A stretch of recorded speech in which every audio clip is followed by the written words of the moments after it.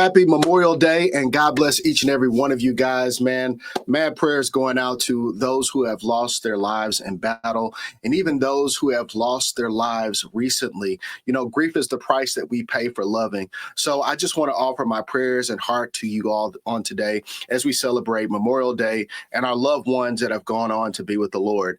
So I pray for your strength. I pray for your encouragement, and I pray that you have a wonderful day today. Look, I'm not going to keep you guys long at all today. We're going to go right into some technical analysis. I want to give you guys a little something to think about going into the markets on this week. A few things that I'm looking at. So let's go ahead and share my screen right out the gate. I want you guys to actually be able to kind of get ready so you don't have to stay ready, right? So let's go ahead and get the futures up, because I did want to take a look at that, because the futures are actually quite bullish pre-market already today because of the pullback on the EU tariffs, right? So we can see the futures are actually cooking.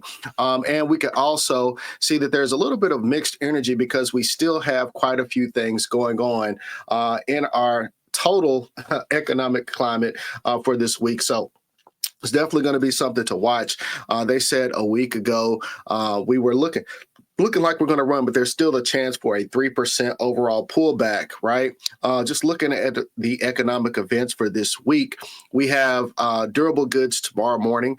We have the New York Fed President John Williams speaking. Then we have the minutes from last month's FOMC meeting. And then the first revision of the first quarter GDP will come out on Thursday. Thursday is going to be a very tricky day. And then on Friday, going to turn around and have the PCE index released, right? These are really key numbers that the Fed will be using to gauge whether or not they're going to cut rates. Now, it's looking pretty bad after we've had this 30-year bond spike out of nowhere, right? So market looks very choppy, right? Even if we go a little bit deeper, take a look at the actual futures, we can see ES did run up and have a high of about $5,892. This is what we look at for the S&P index, right? These are the S&P futures. We have slightly pulled back just a little bit here on the 15-minute time frame, but we're still mostly on the upside for the S&P, as well as the NASDAQ. We're up just a little bit, about 1.29% off of the highs of $21,307. But look, I want to give you guys a couple things that I'm watching off of my own personal list that you may want to take a look at. I'm going to give you guys two stock tickers, two main ones, and one crypto play, right? So let's go right to it. First one, of course, is MicroStrategy, right? I'm looking for MicroStrategy to possibly have more downside momentum. Of course, we've been talking about it.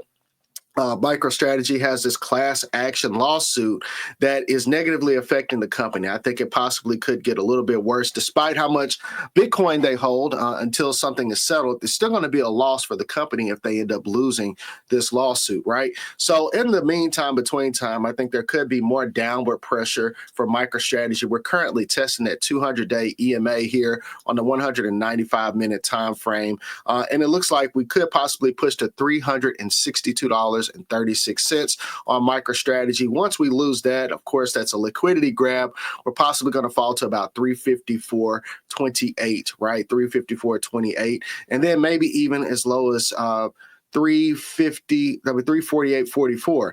These are all downside targets on MicroStrategy. I honestly believe that it will keep pushing down. Even looking at the daily here, while we do have several gaps up, I'm mostly bearish on the setup right now for MicroStrategy. It was down 7.5% when we closed last week.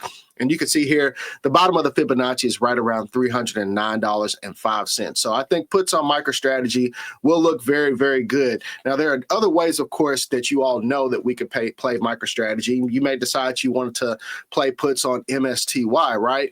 That is the leverage ETF where we get those monthly dividends, right? Also, there's another one where you can get weekly dividends on MST, right? Ticker MST. But unfortunately, these all will be coming down. So if you're looking for another way to play MicroStrategy, you can play MST Z, right? MSTZ. This is a easy, cheap penny stock method to actually make money to when MicroStrategy goes down. So I'm looking at shares of MSTZ for those who are beginners or new to trading. MSTZ looks like it's going to be a money maker for you guys in the near term. Okay, now once this lawsuit is settled, the dust settles, or maybe even when Bitcoin just goes parabolically crazy, and we have this huge short squeeze on Bitcoin, then maybe we could see MicroStrategy start to push back up. But in the meantime, I'm looking very bearish on MicroStrategy, and I think MSTZ is going to come to about $5.62 relatively quickly this week. We possibly could go higher to about $6.11 on this one. You zoom out, of course, this thing has been down because, of course, MicroStrategy has been up.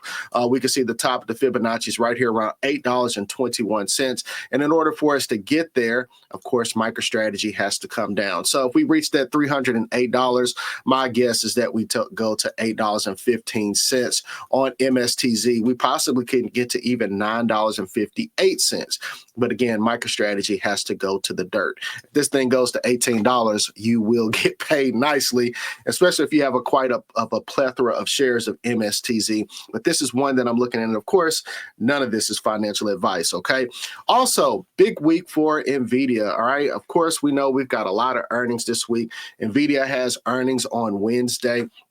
As you can see here on the screen, NVIDIA, Dix, Salesforce, Macy's. On Wednesday seems to be a pretty big day for earnings. Even on Thursday, you got Ulta, which I think will do very, very good. Ulta's normally a really, really big player when it comes down to earnings. So I think Ulta, Dell, Wednesday and Thursday are going to be huge. Now, taking into consideration, you got that GDP coming out as well this week. It's going to be a little volatile, but again, that doesn't mean that you can't make a profit, okay? So you may need to make sure that you catch trends. But while that's being said, let's look at NVIDIA real quick. NVIDIA has been very consolidated between that 130 up to 133. We needed it to break 134.28 before it ran up again. That's a liquidity level to the upside. And right now, I'm expecting NVIDIA to move relatively sideways until earnings takes place on Wednesday, right? Now, I know some of you guys may not be able to trade options just yet. You may be kind of new to the game. So I'm going to give you guys a couple tickers that you could buy stocks of if you wanted to make profits on NVIDIA's price action, right? Now, of course, NVIDIA does have some support right here at 130.58 to the downside. So if we lose that, then we need to be a little bit bearish. So one way you can be bearish on NVIDIA and shares is buying NVD. Now, this one, that's the wrong one. So let's see, NVD. Here we go. Granted shares 2x short. Here we go. So this is the short for NVIDIA, right? So if NVIDIA goes down, this will go up. Okay, now going back to NVIDIA, if NVIDIA continues to push up, which I'm hoping that it does continue to go up, we want to see it break that 134, then 136.25, and a complete breakout at 138.82 to take us to some new highs, possibly around 153.22 or higher. Some analysts are actually calling for NVIDIA to trade around $180 a share.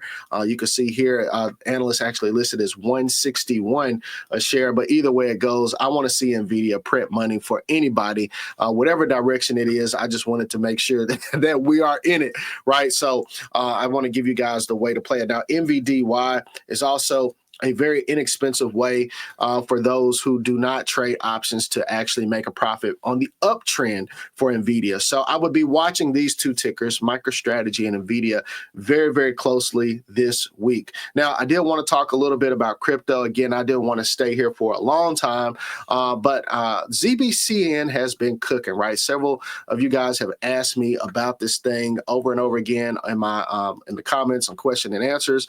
But ZBCN rose about 10.5% in 24 hours due to bullish technical momentum. This thing continues to move very, very bullishly. I think we bought some more at 2 cents, and now it's up to about 4 cents and holding the line. We had a high of about 5 cents on this one, but we can say that the social dominance has hit a record score of 7 versus 1 in early May. There's been a lot of attraction by the Solana-based token, and I do think that it's going to do well because, again, it has exposure to the financial system. So all the Fibonacci's, everything looks very, very good. I love how you can go here on coinmarketcap.com and you can look at what people are saying about CBCN, right? Again, this thing looks really good. They said its enterprise partnerships announced in May 2025 has created a 426% 30-day gain on ZBCN. Now, I wanted to do a deeper dive and look at some TA on ZBCN with you guys real quick. I'm looking at the 130-minute time frame. We've got a lot of support here at that 4-cent price. I'd love to see it get back to about 5 cents. But right now, it looks like there's a little bit of slight pullback and consolidation at the moment. Even if we go into the shorter time frames, we can see that we do have several death crosses, and we did catch some support around 0.00451. So we need to see this thing retest 0.00479 before it breaks out. We've got bullish Fibonacci's on the 5-minute, 30-minute, catching some support on the 50-day EMA, but we've got bearish Fibonacci. So it's a little choppy right now. So if you're just now getting in, understand you're going to be delayed, but maybe not denied, because this thing has been cooking. There's a lot of volume going into ZBCN right now.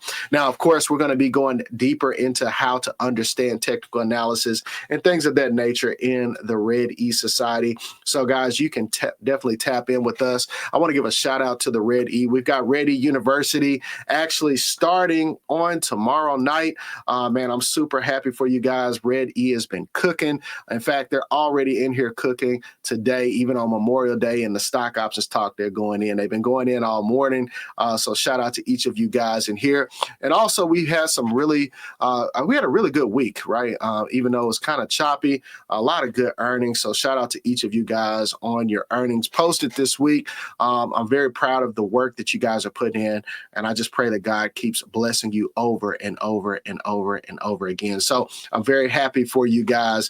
Nevertheless, make sure that you guys are locking in with us, because tomorrow is the first official day of Red E University. Red E University will kick off tomorrow, and I don't want you guys to miss that. Here's a little bit more about Red. I graduated college from Lane College in Jackson, Tennessee with a criminal justice degree. Had no idea about business, but this was the start of my adult career. But let me show you how my mindset changed. Financial literacy is one thing that they failed to teach us, but I want to show you the blueprint on how to do it with stock and crypto markets by understanding the chart. If it wasn't for mentorship by my good frat brothers in Alpha Phi Alpha Fraternity Incorporated, I never would have had the exposure to attend Union University to understand business and economics. I want to give that game to you.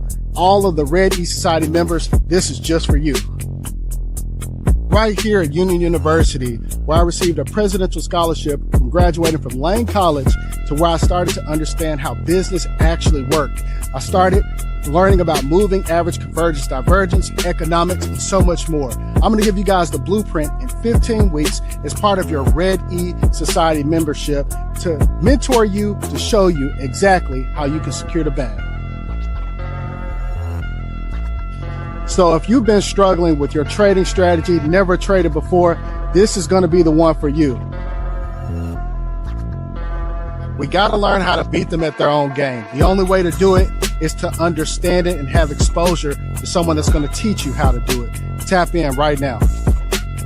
So make sure you go ahead, join the Red E Society today, because this year it is only exclusive for members only. Class is in session.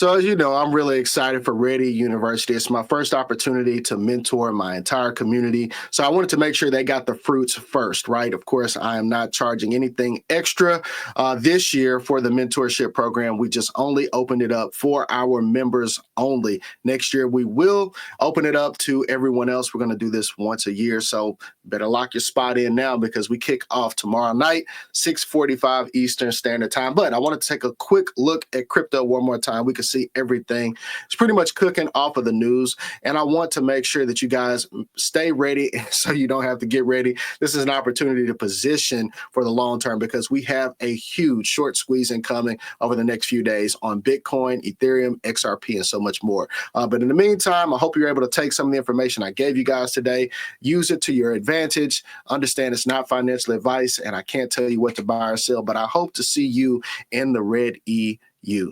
Peace.